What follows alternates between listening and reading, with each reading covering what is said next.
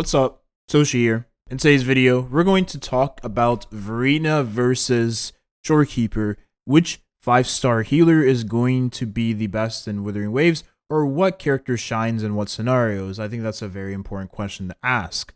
As a TLDR, for those of you that really don't have the time to watch a video that's going to be this long, they're both pretty much covered by the same role. The only difference between Verina and Shorekeeper is the fact that one gives more attack buffs than the other, and the other just gives crit rate instead of giving attack buffs. That's pretty much a short version of this. Depends on what your DPS needs entirely. If you already have a lot of crit rate, you probably don't need Shorekeeper. If you have a lot of attack already, then Shorekeeper will give you nice crit rate to go on top of the high crit damage you probably have in your damage dealers. Again, that consistency is more valuable, but if you already have consistency, you don't really need any more consistency than you already have, right? Now, some would argue that Verina is better because of the Concerto energy gain she does have. And a big reason as to the Concerto energy being good on the character is because of her utilization of variation and the fact that she has E2, S2, R2, whatever it's called in this game, I assume is S2, which gives you more Concerto energy after using your resonance skill. However, you would just equip this weapon on your Shorekeeper as well, because she is also a rectifier user just like Verina is. Now, the truth of the matter is, you still do give attack to the whole team with Rejuvenated Glow, which is going to be the 5-piece echo set that most of you have equipped on your Shorekeeper. You give a bunch of healing to the team, healing bonus, right? Which is very valuable because that is multiplied or amplifies the amount of healing that is going out to the team. And then you give attack to everyone in the team party after healing, which is extremely good if we're talking about characters that also do damage off field in the team with Shorekeeper, because your rotations are going to go as follows: Shorekeeper, then your sub-DPS, and then from your sub-DPS to your main DPS. And then you'll be on the third stack of the domain expansion, which will be the ultimate that gives the 20% crit rate to the team. However, unintentionally, my Verina has a little bit of crit stats. Nothing too much to call her a sub-DPS or DPS of any sorts. She is still a healer in my team. The biggest thing, though, about Verina versus Shorekeeper is that you are incentivized on both characters to build energy regen because you want both characters to have their ultimate as consistently as possible. You probably know this. But Shorekeeper is even more of a case here, because the energy regen you do receive on the character to a certain amount is going to be what provides the crit rate to the team upon the second and third part of her ultimate. So the more energy regen you have, preferably 200%, is going to make it to where you give the most amount of crit rate you can give to your damage dealers. Whereas Verina doesn't get really any benefit from getting energy regen for her build, other than the fact that she just gets her ultimate faster. Now, just like you are buffing the damage of your team with Shorekeeper after using the outro skill, you are also buffing the damage of your team as well with Verina with using the outro skill. And both of them give a 15% damage amplification. The only difference between the outro skills here is that Verina heals the damage dealer, whereas Shorekeeper gives you a sort of damage mitigation mechanic or dodge mechanic, which in my opinion is a lot better because you are entirely negating the damage, whereas with Verina, you're not negating the damage, you're just taking more damage because you'll have more heals. Of course, this is assuming you're not someone who dodges every single hit anyways. And then Verina does give you further attack boosting on top of the attack boosting you are receiving from the Rejuvenating Glow Echo set. You're getting 20% for all the team members after using any of the attack as follow, whereas Shorekeeper doesn't give you any attack like this. Again, she does give you a nice damage buff, and she also does give you crit rate buff. The crit rate buff is supposed to supplement the attack buff that is already being given from Verina. In this case, Shorekeeper is giving that instead. And both of them have a way of keeping your team from dying. I mean, Verina is able to give you a shield right before you're about to take the fatal hit. And then Shorekeeper does a mechanic that is very similar to this, where she instead gives you 50% of her HP when you are about to die. Of course, that is subject to change because this is still in the beta we're talking about. Both of them are pretty good. The only difference is that the healing you are receiving from Shorekeeper is 50% of her max HP. So if you have a Shorekeeper that has 30k HP, which is pretty realistic, then you'll have 15k healing towards your damage dealer, which for most DPSs in the game, that's all of their health. Now, I did mention max HP. So Shorekeeper is a character skills based off of her HP, whereas Verina doesn't scale off of her HP. She scales off of attack and healing bonus. I mean, both of them scale off a healing bonus, right? But the thing is that makes Shorekeeper a lot easier to build than Verina.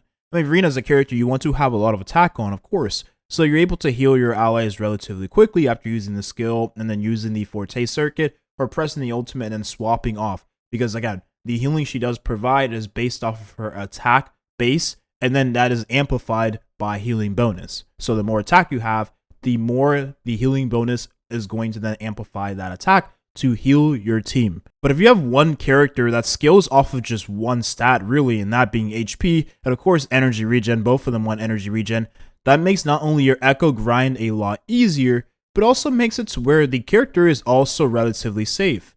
Because Verina, if you don't have HP on the character and you build her with mostly attack, she's pretty much a sitting duck when it comes to taking hits. There has been times where I get nearly one-tapped by the boss because my Verina doesn't have that much HP. And again, I'm not looking to really dodge on Verina. I'm just looking to get off of her as soon as possible so I can swap to my next character from the concerted energy gain she does give.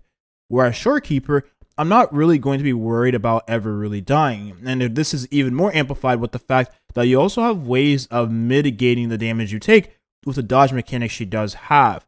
So Shorekeeper is a lot more of a safer bet here when it comes to staying on field versus Verina. Not only do you have a character skills of max HP, but you also have a built-in dodge mechanic. Verina doesn't have really any of those things. And I'm not saying that you can't build HP on Verina. That is pretty much recommended to have some HP on the character.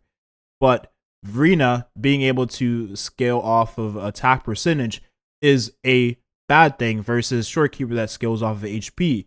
The HP is a part of Shorekeeper's actual damage. We're talking sub-DPS builds. Now, that will be up to you whether or not you decide to build Shorekeeper as a sub-DPS, because you are only focusing on, again, 3 stats, that being HP, energy regen, and then healing bonus, right? But healing bonus you get as a main stat. That means you have room for other stats like crit damage. So if that is the type of build you want to go for, then hey, knock yourself out. I mean, I do have a piece right now on my Jinsei that I could use on my Shorekeeper, but this would be for just a main DPS build. And main DPS, I'm talking like I would go for the Celestial Light set, which isn't recommended on the character anyways, but I would do it because I would use her as a main DPS and not necessarily a healer.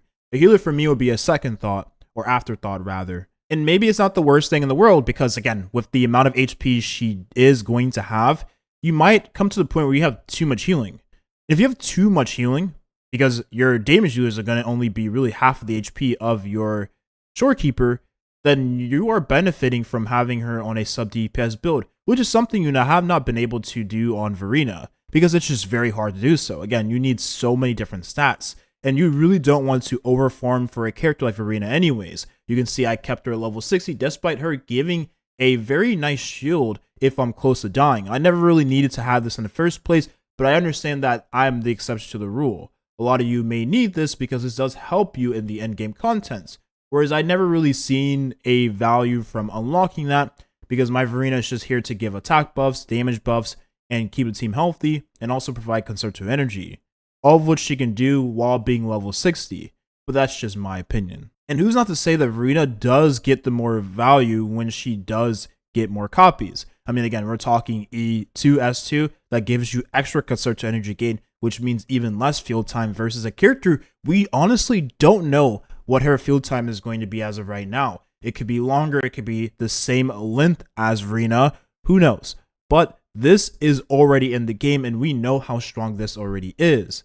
And then of course you are giving more spectral damage to the team, which is very nice for characters like Jinsei, who you can then slot differently or build differently based on the type of stats you are providing to her. In terms of damage bonus, you can then give her more attack from her echoes and all of that jazz. Also, another thing to take into consideration that I did not mention is that since Shorekeeper is giving you crit rate instead, that means you can benefit more on a Jinsei build that may or may not have more crit damage to benefit from that extra crit rate you are being given. Again, I am currently on a 4-3-3 build, but I would definitely benefit from a 4-4-1-1 build if I'm getting that extra crit rate from Shorekeeper, because then if I'm getting that 20% well, then I can just go ahead and look at this. I'll have 86%. And then if I have a crit damage main, that means I'll benefit more from that extra crit I'm being given. And I could go all the way up to 260, 270, 280 crit damage